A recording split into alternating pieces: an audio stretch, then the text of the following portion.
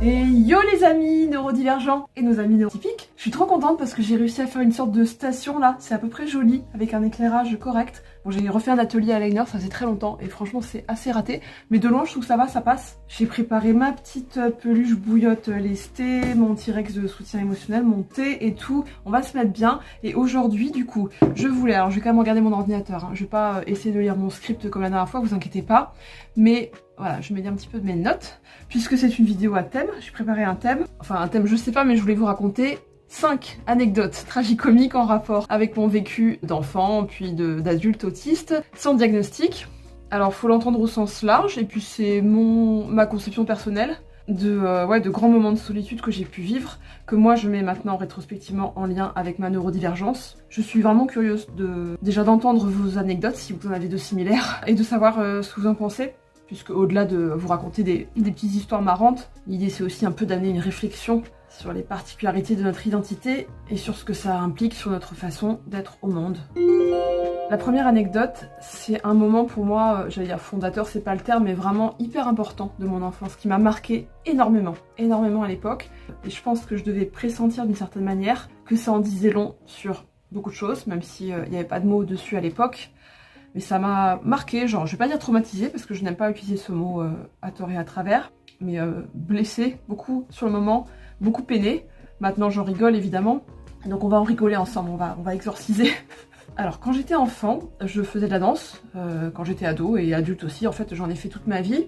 Mais je dirais que la première année où vraiment j'étais à fond, c'est quand je me suis inscrite en modern jazz et j'avais 11 ans. C'était l'année de la 6e qui était une année particulièrement difficile et horrible pour moi, l'entrée au collège. Et je me suis pris de passion vraiment pour ces cours, j'avais un cours par semaine, hein, voilà, au gymnase du coin.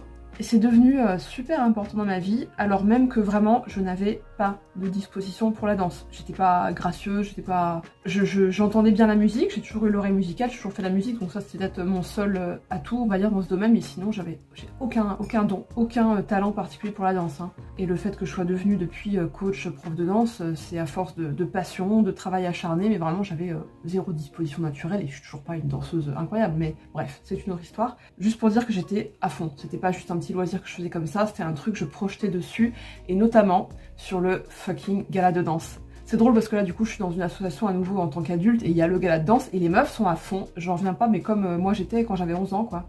Sauf que là maintenant j'en ai 45 et j'ai plus du tout envie, enfin ça m'intéresse 0% de faire un gala de danse, non. Du coup je ne participe pas, mais à l'époque, enfant, jeune ado, c'était ma vie quoi. La date du gala de danse, je l'écrivais dans mon journal, j'imaginais des trucs et tout. On avait des super costumes, c'était sur une super musique. Et oui, j'avais une prof que j'adorais, je raconte un peu ma life au passage, qui s'appelait Dorothée. Et qui a été vraiment, je pense, une inspiration pour moi. Je dirais même par rapport à la pole, parce que... je pars dans mille trucs, mais c'était rigolo. Alors c'était, je sais pas si c'était cette année-là ou l'année suivante, mais elle avait fait un peu scandale au gala de danse parce que c'était assez déplacé d'ailleurs maintenant quand j'y repense, mais il y avait des costumes pour...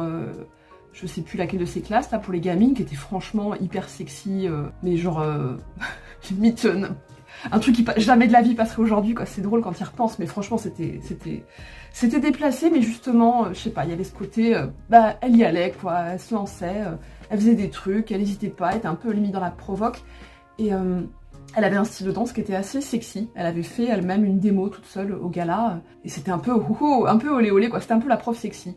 Alors que c'était du modern jazz, t'as différents styles, mais en gros là c'était pour les enfants. Et ces musiques c'était genre Janet Jackson, Mylène Farmer, la pop des années 90 et tout que moi j'adorais. Donc je fais le lien un peu avec l'univers de la pole, qui a un côté aussi un peu provoque, je sais pas, mais un peu en lien avec l'univers du sexy, où on n'a pas peur d'assumer que la danse c'est mobiliser notre corps, nous montrer, faire du show, etc. Enfin bref. Tout ça pour dire que j'étais vraiment très à fond cette année-là. On préparait la chorégraphie. Pour le coup, c'était pas Janet Jackson ou un truc du genre, c'était, je crois, In Deep, Last Night, the DJ Saved My Life, chanson que j'adorais, chanson des années 70, disco. Donc choré, répété, connu par cœur sur le bout des doigts. Gala de fin d'année au gymnase, en présence de toute la famille, tous les amis, genre This is your moment, quoi. J'adorais être sur scène et tout, c'était mon truc à fond. Ça m'est un peu passé depuis, mais bon, quand j'étais musicienne et puis quand j'ai fait les compètes, les shows en danse et tout, bah, j'étais beaucoup sur scène dans ma life et j'aimais bien.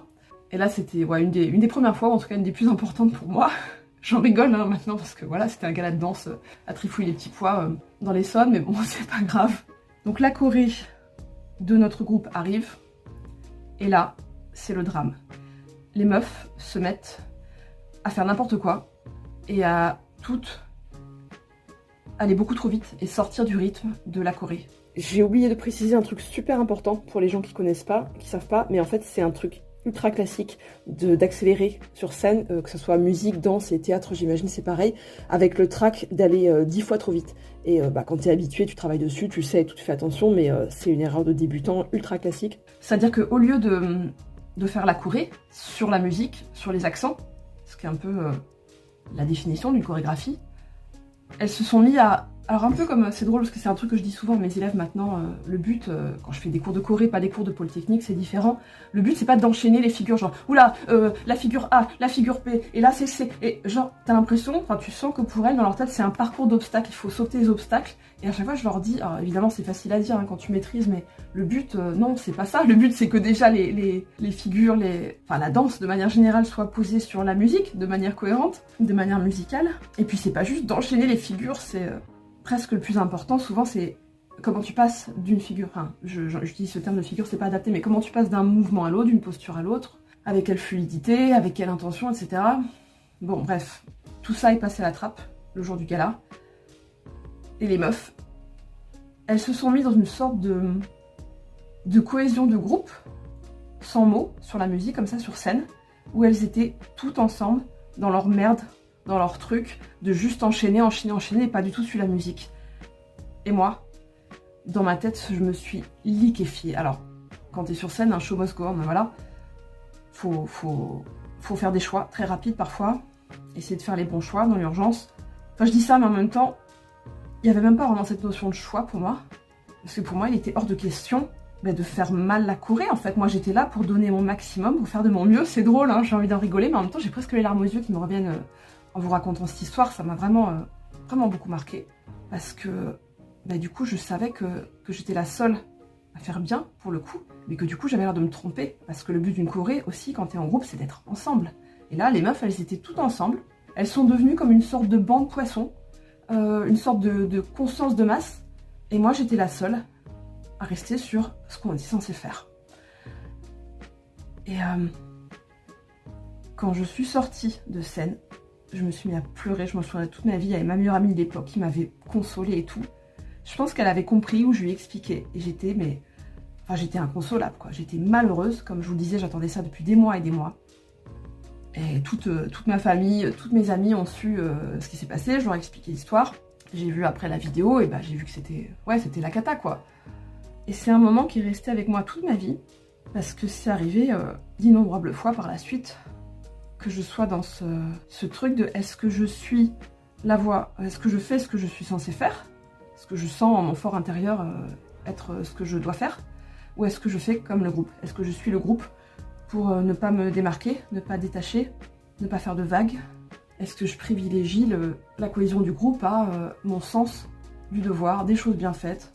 Et pour moi, là clairement, on est à la racine du mot autiste, où tu es auto-référencé, où t'as pas ce truc qu'ont apparemment les neurotypiques, de capter intuitivement, automatiquement, ce que font les gens, ce que font tes pairs, ce que fait le groupe, pour faire pareil, et surtout pas te différencier. Alors je dis pas évidemment que ça n'aurait pas pu arriver, hein, cette petite mésaventure à une gamine pas autiste, hein, bien sûr, mais pour moi c'était tellement, tellement fort. C'est quelque chose qui m'a tellement marqué. Je sentais, comme je vous le disais au tout début, que c'était significatif d'une différence fondamentale que je sentais entre moi et les autres, et qu'aujourd'hui je mets totalement en lien avec mon autisme. La deuxième anecdote qui m'a beaucoup marquée aussi, un peu pour les mêmes raisons, et qui était la même année, cette même année horrible de collège. Là pour le coup c'était dans le cadre du collège. On avait un emploi du temps, c'est la genre semaine A, semaine B, qui tombait de manière à ce que, je sais plus laquelle, on va dire semaine A, il y avait la moitié de la classe qui avait un cours de 16h à 17h, ou 17h à 18h, je sais pas, enfin la dernière heure du planning de la journée, et l'autre partie, l'autre moitié de la classe, qui devait rester en permanence, et la semaine suivante c'était l'inverse, c'était le groupe B qui avait son cours à la dernière heure, et le groupe A, enfin je dis n'importe quoi, qui devait rester en perm. Et c'est un truc qui m'a rendu ouf, et en fait, je sais pas pourquoi, je sais pas si l'organisation de l'école était tellement différente, ou si c'est moi qui étais moins dans justement cette logique d'autoréférence et de critiquer, enfin d'avoir un sens critique sur les choses, de pas arriver à accepter aveuglément les règlements débiles ou comment les choses sont faites, je sais pas, mais en tout cas, Pour moi, l'école, ça allait, même si bon, j'ai eu des difficultés, mais c'était largement gérable. Et quand je suis arrivée au collège, mais vraiment, c'est comme si on me propulsait dans un monde horrible, absurde, cruel, méchant, où il y avait que des trucs comme ça, tout le temps, tout le temps, tout le temps. Je me dis, mais qu'est-ce que c'est que cet asile, quoi? Qu'est-ce que c'est que cet endroit affreux, cet asile de fous moche, où je suis enfermée apparemment pendant 4 ans. Enfin bon, autre sujet pour un autre jour, hein. Je vous l'ai déjà dit, le collège pour moi a été horrible. Et ce petit truc-là était vraiment hyper représentatif de l'ambiance générale. Et du coup, évidemment, je me suis dit, moi, il est hors de question que je reste en perme, à rien foutre, de 17h à 18h, alors je pourrais rentrer chez moi, m'échapper de cet enfer. Enfin, ça va pas la tête. Pourquoi rester juste pour qu'on termine à la même heure? Pour que tout le monde termine à la même heure dans la classe? Qu'est-ce qu'on s'en fout? Qu'est-ce que ça peut faire si une semaine sur deux, il y a la moitié du groupe qui part 1 heure plus tôt? C'est quoi votre problème? Enfin, c'était juste tellement débile que pour moi, non, c'était pas possible, là, ça allait trop loin, je ne pouvais pas l'accepter. Et du coup, je sais pas combien de temps ça a duré, j'ai pas fait l'heure de perm, je me barrais, je prenais le train, fallait que je prenne le RER pour aller au collège, et je rentrais chez moi. Et au bout de quelques temps, les autorités compétentes, les profs, j'en sais rien, s'en sont rendus compte. Je me souviens plus trop de tous les détails, c'est loin quand même, hein, mes 11 ans. Mais je me souviens très bien de la fois où la prof principale nous a fait sortir nos cahiers de correspondance et écrire dedans. Ça c'était pour quand il y avait des changements de fonctionnement de trucs ou quoi aux caisses, qu'il fallait faire signer par les parents, tout ça, que ce soit bien entériné. Donc, pour nous faire noter que désormais, le groupe A ou B allait avoir le droit de partir 1 heure plus tôt, quand c'était la semaine A ou B, sauf mademoiselle qui allait être obligée jusqu'à la fin de l'année de rester toutes les semaines jusqu'à 18h. Donc ils avaient su que j'avais contrevenu à la règle. Et encore aujourd'hui, j'ai tellement les boules d'y repenser. En fait, j'avais pointé du coup l'injustice du système, mais le truc c'est que c'était vraiment con quoi. Ils ont une position complètement incohérente. Soit il aurait fallu me punir, mais garder le système, soit il aurait fallu pas me punir et changer le système. Mais en fait, ils ont changé le système, ils ont corrigé l'injustice, mais moi ils m'ont puni. Et c'était d'une débilité, d'une cruauté, d'une absurdité, mais qui en tourneboulait mon monde, quoi. De plus en plus, j'étais là genre, mais non, mais je vous hais, quoi. C'est sûr, je vous hais, on n'est pas de la même espèce. Enfin, franchement, comment on peut être aussi con et méchant? Ouais, je vous raconte cette anecdote, pour moi, c'est, encore une fois, un marqueur très clair avec le recul de cette incapacité à intégrer les normes sociales quand elles me paraissent absurdes, arbitraires et nulles. Je sais pas dans quelle part c'est lié à l'autisme ou au TDAH, je pense que le TDAH n'y est pas pour rien non plus. Je me souviens, dès l'école primaire, j'avais souvent cette impression, je me dis, pourquoi vous faites ce qu'on vous dit juste parce qu'on vous l'a dit, même quand c'est complètement con. Et moi j'avais ce côté impulsif, je sais pas, mais si vraiment je voulais y aller, j'y allais quoi. Si je sentais, selon ma propre morale, que c'était ok, j'allais pas ne pas le faire juste parce que je ne sais quel adulte random avait dit qu'il fallait pas le faire. Enfin, j'étais pas une enfant difficile hein, ou à problème ou quoi que ce soit, pas à l'école primaire en tout cas. Mais c'est vrai que j'avais ce côté, mais pourquoi c'est des moutons mes camarades dès le début? Et encore un truc qu'aujourd'hui, voilà, je comprends beaucoup mieux. Bon, j'avance dans le temps, ça va être long en fait cette vidéo, je pensais que ça allait être court, mais je vous raconte plein de choses. Là, on arrive à, quand j'étais jeune adulte, enfin plus, si jeune, j'avais 23 ans je crois environ. Donc vous savez que j'étais musicienne pendant des années, enfin j'ai jamais raconté dans le détail, mais vous savez qu'en gros, voilà, mes difficultés majeures ont commencé au collège. J'ai été déscolarisée, tout ça, j'ai eu mon bac et puis après j'ai fait 3 mois de fac, puis je suis restée enfermée chez moi pendant des années. Il y a une sorte de gros hiatus dans ma vie et j'ai commencé vaguement à sortir de ma caverne, ouais, vers un peu avant 25 ans. J'ai travaillé un tout petit peu, je gardais des enfants, des trucs comme ça, et j'ai timidement commencé à sortir un petit peu ma musique de ma chambre, de mon atelier. En fait, je faisais de la musique depuis longtemps. À cette époque-là, j'avais commencé... Enfin, j'ai toujours fait... non, pas toujours, mais quand j'étais enfant, je faisais du piano, j'ai toujours chanté, j'ai toujours aimé ça, j'ai toujours été très fan de musique, pop, classique, plein de trucs. La musique, c'était très important pour moi. Mais j'ai commencé à composer, terme un peu pompeux, enfin écrire ma propre musique quand j'avais 14 ans, quand j'ai eu mon premier synthé à Noël. Autre histoire pour un autre jour. À être à fond dans la musique électronique, c'était un synthé qui avait un sampler et tout. Oh là là, qu'est-ce que c'était génial. Donc ça faisait un bout de temps à cette époque-là, ça faisait quasiment 10 ans que je faisais de la musique dans ma chambre, principalement électro, mélangé un peu avec du piano et de la voix, je chantais. Et d'un côté, il y avait ce côté genre, je me vois faire que ça, je me vois que être chanteuse, comme Madonna, mais en même temps, je sortais pas de chez moi, enfin, de toute façon, j'étais complètement à côté de la plage, je comprenais rien au monde showbiz, tout ça. Enfin, j'avais pas du tout la notion que l'important c'était les réseaux, c'était de connaître les gens, de faire des relations et tout ça. Enfin, j'étais complètement débile, naïve et autiste à penser qu'en fait c'était les gens les plus doués et les plus talentueux qui forcément allaient se retrouver dans une maison de disques, faire des concerts, tout ça. Enfin, je sais même pas quelle représentation j'avais de cet univers réellement, à part ce que j'avais vu dans Jem et les hologrammes ou les films, ou j'en sais rien. Enfin, j'étais dans mon monde, quoi, complètement. C'était assez drôle. Et donc, j'enregistrais des trucs, des CD et tout, autoproduits, que seuls mes amis écoutaient. En plus, c'était avant, bien avant Internet, MySpace et compagnie, quoi. Donc vraiment, je faisais des CD, je les gravais et tout, des cassettes, tout ça. Des cassettes au tout début, je me souviens dans les années 90, c'était trop cool. Et donc, tout ça pour vous dire qu'à l'âge de 23 ans, ça faisait un moment déjà que je faisais de la musique. Et c'est l'année où j'ai fait mon premier concert. Alors, pas mon premier concert de la vie, parce que j'étais dans un groupe à un moment, quand j'étais ado, mais mon premier concert de moi, de ma musique, de mes compositions, et c'était grâce à mon petit ami de l'époque qui avait envoyé une cassette ou un CD de mes chansons à un tremplin local en région parisienne, et donc j'avais été sélectionnée. Je sais même pas si j'étais au courant qu'il avait envoyé mes chansons ou quoi, en tout cas je l'ai su un peu de dernier moment, enfin mon souvenir, parce que ça aussi ça date, hein, c'était il y a plus de 20 ans, c'est que donc j'avais l'opportunité de monter sur scène, de chanter mes chansons, dans une vraie scène, je sais pas, ça doit être une MJC, j'en sais rien, un truc du genre, en région parisienne donc. Sauf que dans mon souvenir, en tout cas, c'était genre, j'ai eu l'annonce que j'allais pouvoir le faire 10 jours avant. Donc j'avais 10 jours pour monter un set, alors que je n'avais jamais interprété mes chansons devant un public de ma life. Peut-être vite fait devant mes amis, je jouais au piano ou au synthé et j'essayais de m'accompagner et ça devait être pourri, parce qu'à l'époque, j'étais pas du tout entraînée à faire ça. Mais c'était génial, quoi. J'allais faire mon premier concert, ça y est, j'étais une star et tout, j'allais monter sur scène. Et du coup, mais je me suis débrouillée. Alors, vous allez vous dire, c'est quoi le rapport avec l'autisme? Bah, aussi, quand même, déjà, le fait que, comme je vous le disais, je faisais de la musique, mais j'étais complètement déconnectée des réalités de ce milieu et de ce que ça pouvait impliquer d'essayer de percer dans le monde de la musique. Et déconnectée aussi de ce que c'était de préparer un concert, tout ça. Bon, après, ça s'appelle aussi être débutante, c'est normal. Mais je vois le lien aussi dans la passion, la motivation et le côté aussi TDAH, c'est pas grave, j'ai jamais fait de ma vie, mais en 10 jours je vais le faire et ça va déboîter. Et donc dans mon souvenir, je pense que, je me demande même si c'était pas 5 jours, non c'est pas possible, en tout cas c'est sûr que c'était pas plus de 10 jours. J'ai mobilisé mon père au piano, mon père qui est pianiste, hein, un vrai pianiste contrairement à moi de profession, mon frère à la guitare, mon petit ami d'époque donc qui s'occupait des machines, du mixage, enfin vite fait, hein, c'était rien de très élaboré, mais comme je vous le disais, il y avait une bonne part d'électro dans mes compositions. Et on a fait que ça pendant des jours, c'était génial, j'étais à fond, je vivais un rêve quoi, j'étais trop contente. J'allais monter sur scène et interpréter mes chansons. Et donc pour le coup c'est un souvenir très cool, ça s'est assez bien passé, le concert.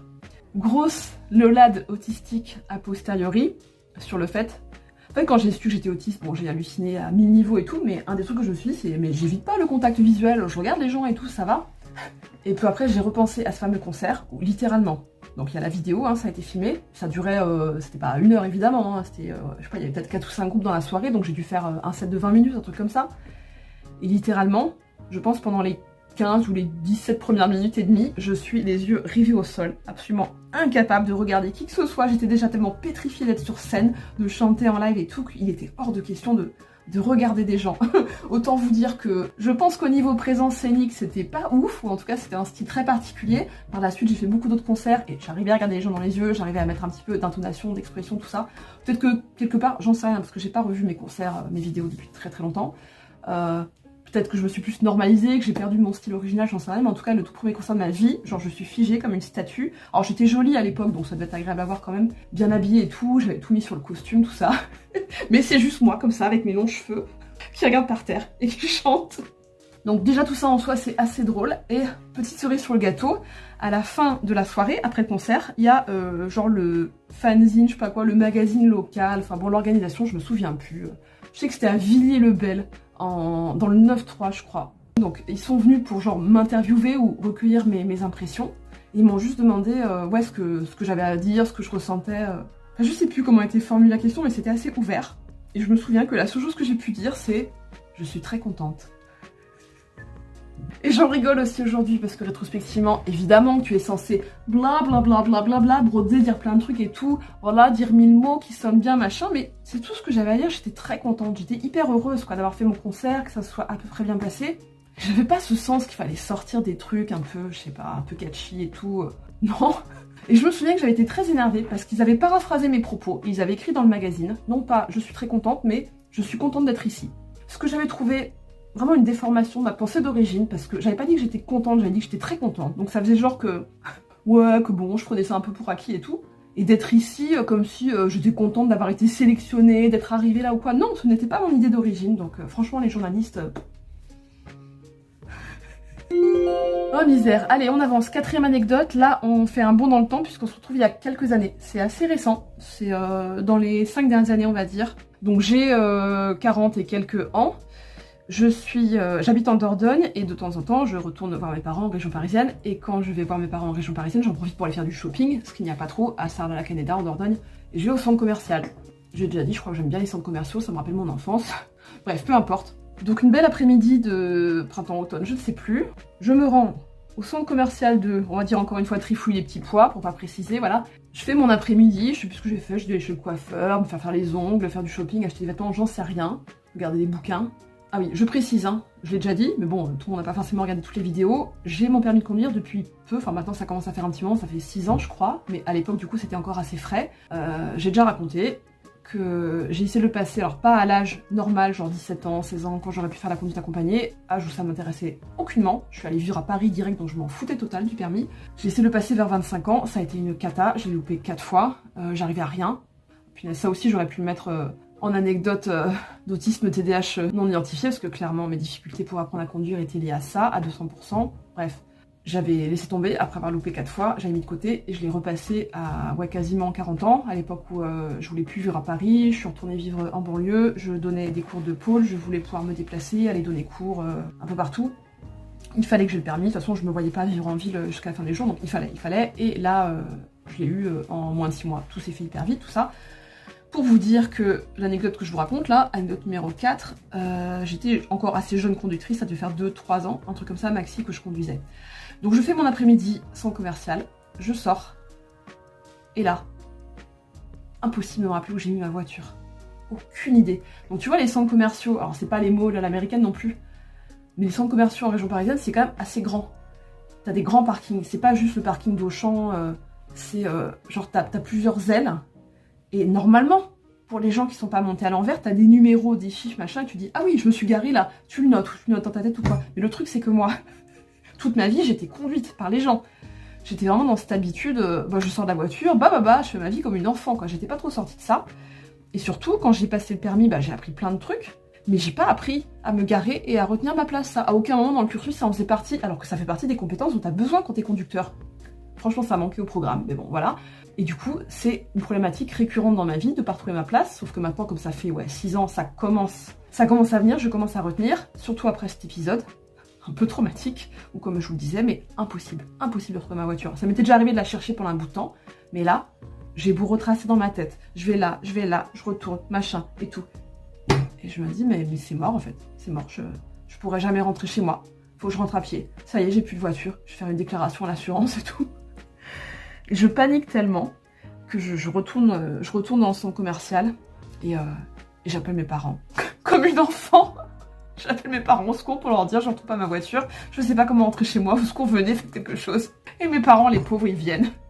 Je sais plus trop si d'abord on a parlé un petit peu, je me suis calmée ou quoi, et au final, j'ai retrouvé ma voiture, hein. Je sais plus comment, sincèrement je sais plus si c'était en arpentant partout ou si en reprenant mes esprits, en me calmant, mon cerveau a un petit peu mieux fonctionné.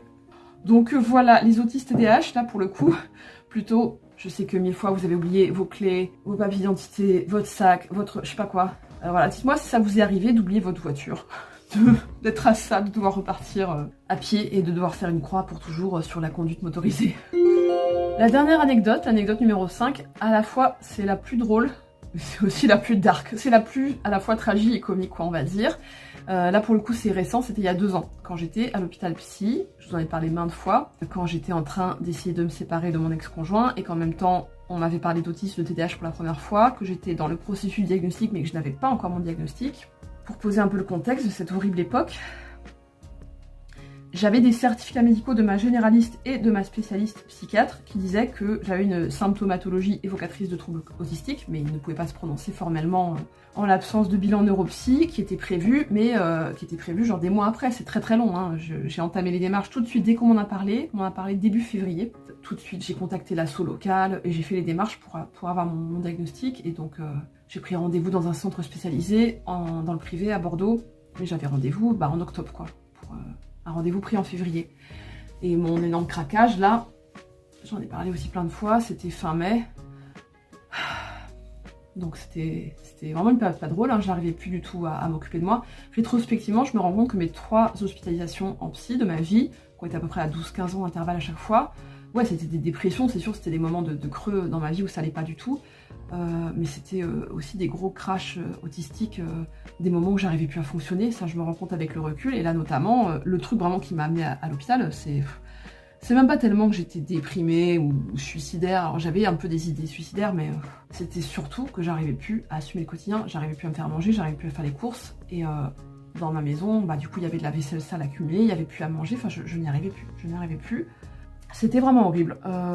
Donc à cette époque-là, pour moi, ça y est, je savais, j'avais compris que j'étais autiste. Donc tout ce truc là, ce plot twist de fou qui remettait toute ma vie en perspective était déjà engrangé depuis plusieurs mois. Donc dans ma tête, pour moi, c'était sûr. Mais j'étais dans ces sortes de limbes horribles où toi tu sais, mais c'est pas encore validé, tamponné par le corps médical. Et du coup, tu peux avoir encore tout un tas de soignants qui te gaslight et qui te disent que non. Et en l'occurrence, surtout si tu te retrouves en psychiatrie avec des psychologues formatés psychanalyse qui vont te dire que non, tu t'imagines ça pour, j'en sais rien, te donner de l'importance ou te sentir différent. Enfin, je sais pas quels sont leurs... je sais pas trop quel est leur raisonnement, mais en général, quand t'arrives en disant je pense être autiste, et encore moi, ça venait pas de moi, hein, ça venait d'un psy. Hein. À la base, c'était pas mon idée. J'ose pas imaginer, enfin je lis les témoignages quand ça vient de toi, quand t'as lu sur internet en plus que le portrait avait l'air de te ressembler beaucoup. Les psys, en tout cas les psys à l'ancienne, psycha et tout, qui te prennent au sérieux, c'est loin d'être la majorité. Donc j'étais dans ce contexte-là, dans cet hôpital horrible. Autre histoire pour un autre jour, que je raconterai, sûr, à 100%. J'en ai parlé déjà dans une vidéo, pour ceux qui étaient là, quand j'étais sur la chaîne de Pascal Hubert, là, sur les violences médicales, tout ça, bref. Je me suis retrouvée dans cet HP, en chambre double. Le sommeil, c'était juste horrible, surtout au début, parce que j'avais des voisines qui ronflaient. C'est là que j'ai découvert, acheté le masque de nuit Bluetooth adoré, qui, couplé à des boules caisses, me permettait de dormir un petit peu. Mais je faisais beaucoup de cauchemars, bon, comme un peu toute ma vie, mais là, encore plus. Et donc, une nuit, je me réveille de mon propre cauchemar, par mes propres cris, truc récurrent de ma vie aussi, hein. Ça arrive moins quand j'y pense, maintenant. Je me réveille moins en criant avec des cauchemars affreux et tout. Et là, je me réveille en criant. Je ne suis pas folle, je suis autiste.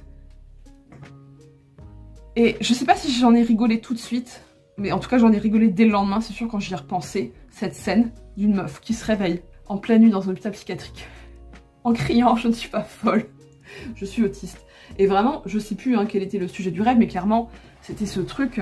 En fait, cette phrase, elle résumait une bonne partie du tsunami, du ressenti que j'avais à cette époque, de me rendre compte que le nombre de fois où je passais pour soit folle, soit chiante, soit je sais pas quoi, non, en fait, j'étais une autiste tout à fait normale. Hein. J'étais pas une neurotypique montée à l'envers, j'étais une autiste montée à l'endroit. Et du coup, ce rêve, il exprimait ma revendication et mon désir d'être comprise, et que les gens, les soignants notamment, ou l'entourage, ou tout le monde entier comprennent que non, je n'étais pas folle. J'étais autiste. Mais c'était quand même assez drôle. Dans ce contexte d'hospitalisation en psychiatrie, enfin dites-moi si ça vous fait rire. Moi ça me fait encore beaucoup rire quand j'y pense aujourd'hui. Voilà mes petites historiettes pour aujourd'hui. Si ça vous a plu, bien évidemment, vous pensez à liker. Je sais jamais si c'est de ce côté-là ou je crois ordi et téléphone c'est différent de toute façon, mais dans tous les cas, vous likez. Si c'est la première fois que vous tombez sur mes vidéos et que vous avez envie de voir les prochaines, pensez à vous abonner, c'est important. Surtout en commentaire, racontez-moi vos anecdotes, hein, franchement obligé, voilà, vous pouvez pas me laisser toute seule dans cette galère. J'ai plein de vidéos en préparation, j'ai plein de trucs dont j'ai envie de parler avec vous, notamment je vais refaire des lives, c'est sûr, donc stay tuned. Soyez fiers d'être qui vous êtes, soyez fiers d'être un freaks et de pas vous inscrire dans la norme dominante, parce que franchement la norme, je veux pas dire, mais ça vend pas du rêve. D'ici la prochaine, prenez soin de vous, portez-vous bien et à très bientôt.